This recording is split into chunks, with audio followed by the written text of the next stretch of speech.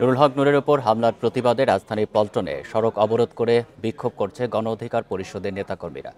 এতে ওই এলাকায় যান চলাচল বন্ধ হয়েছে। এ নিয়ে আরও জানাতে সেখান থেকে আমাদের সঙ্গে যোগ দিচ্ছেন সহকর্মী নাহিদ কামাল। নাহিদ, এই মুহূর্তে সেখানকার পরিস্থিতি জানাবেন। আর রাস্তা তো বন্ধ রয়েছে, যানবাহন চলাচল বন্ধ রয়েছে, কি পরিস্থিতি সেখানকার, মানুষের ভোগান্তির চিত্র জানাবেন।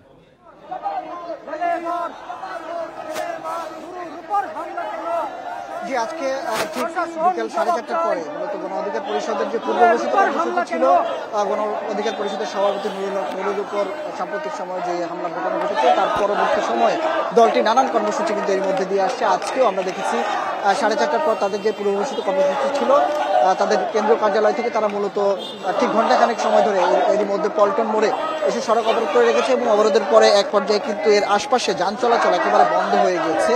এটি যেহেতু রাজধানীর একটা গুরুত্বপূর্ণ পয়েন্ট, আসলে কিছুটা সময় সড়ক অবরোধেও দেখা যাচ্ছে যে সব দিকেরই যান চলাচল একেবারে বন্ধ, যার কারণে কিনা দেখা যাচ্ছে গণ অধিকার পরিষদের নেতাকর্মীরা এখানে সড়কের 4টি পয়েন্টে অবস্থান নিয়েছে এবং অবস্থান নিয়ে তারা তাদের দাবি জানাচ্ছে। এর মধ্যে গণ অধিকার পরিষদের সাধারণ সম্পাদক রাশেদ খান কিছুক্ষণ আগেই 3 দফা দাবি ঘোষণা করেছেন। তার মধ্যে নুরুল হক নূরের উপর হামলার ঘটনায় জড়িতদের বিচার, স্বরাষ্ট্র উপদেষ্টার পদত্যাগ এবং 14 দলকে নিষিদ্ধের দাবি কিন্তু তারা করে আসছেন। জাতীয় পার্টিকে অবিলম্বে নিষিদ্ধ করতে হবে এবং সেই সাথে 14 দলকে নিষিদ্ধের দাবিও কিন্তু তারা জানিয়ে আসছেন। এবং কিছুক্ষণ আগে তারা বলছিলেন আসলে জনদুর্ভোগ বিবেচনায় হয়তো এই অবরোধ আর কিছুক্ষণ চলতে পারে, এই কিছুক্ষণের মধ্যেই সড়কটি ছেড়ে দেওয়ার কথা কিছুক্ষণ আগে তারা আমাদেরকে জানিয়েছেন।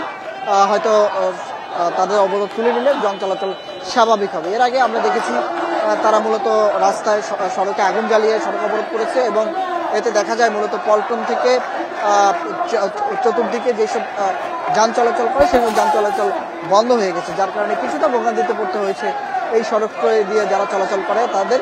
এবং মূলত তারা বলছেন যে গণতান্ত্রিক দেশে এই ধরনের হামলা বা মত প্রকাশের ক্ষেত্রে এই ধরনের হামলা বা গণ অধিকার পরিষদের সভাপতির উপর এই ধরনের ঘটনা আসলে রাজনৈতিক অঙ্গনে কি মেসেজ দেয় এবং আসলে যারা রাজনীতি করছে তারা নিরাপদ কিনা সেই প্রশ্নটি কিন্তু তারা তুলেছেন। এবং তারা বারবারই বলছেন যারা ফ্যাসিবাদের দোসর জাতীয় পার্টিকে উল্লেখ করে তারা বলছেন যে যারা ফ্যাসিবাদ কায়েম করতে দীর্ঘ বছর নানানভাবে কাজ করছে এবং কাজ করে এসেছে এবং আওয়ামী লীগকে পুনর্বাসনে কাজ করতে পারে এমন অভিযোগ তুলে কিন্তু তারা বারবারই বলছেন জাতীয় পার্টিকে অবিলম্বে তাদের নিষিদ্ধ করতে হবে, অন্যথায় তারা কঠোর কর্মসূচি দিবেন। এখন পর্যন্ত যেটি দেখা যাচ্ছে সড়ক অবরোধ কিন্তু চলছিল, হয়তো তাদের যে কর্মসূচি ঘোষণা করা শেষ হয়েছে। এখন একটি মিছিল নিয়ে তারা তাদের কার্যালয়ের দিকে যাচ্ছেন আমরা দেখতে পাচ্ছি এবং এরপরেই মূলত সড়কটি ছেড়ে দেওয়ার কথা রয়েছে। এরই মধ্যে আমরা দেখছি যেই সড়কের যেই বিভিন্ন প্রান্ত অবরোধ করা হয়েছিল সেগুলো এরই মধ্যেই ছেড়ে দেওয়া হচ্ছে এবং তারপরে যান চলাচল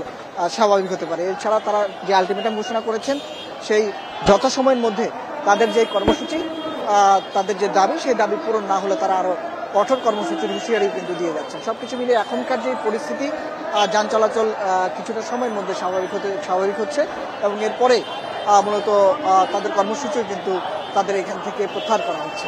সবকিছু মিলিয়ে রাজধানীর পল্টন মোড় থেকে এই ছিল আমার কাছে সর্বশেষ। পল্টন থেকে জানাচ্ছেন সহকর্মী নাহিদ কামাল।